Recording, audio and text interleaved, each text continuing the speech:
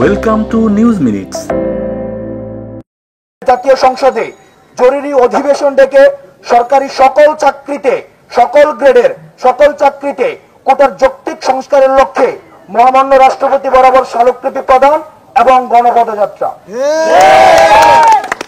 আমাদের এই কর্মসূচির পাশাপাশি সারা বাংলাদেশের অন্যান্য যত শিক্ষা প্রতিষ্ঠান রয়েছে সকল শিক্ষা প্রতিষ্ঠান নিজ নিজ জেলা প্রশাসকের কার্যালয় বরাবর গণপদযাত্রা করে জেলা প্রশাসকের মাধ্যমে মহামান্য রাষ্ট্রপতি বরাবর স্মারকলিপি প্রদান করবে। আদালত আবার গতকালকে বলেছেন যে এর আগে যে সরকার চাইলে এখানে পরিবর্তন করতে পারবে।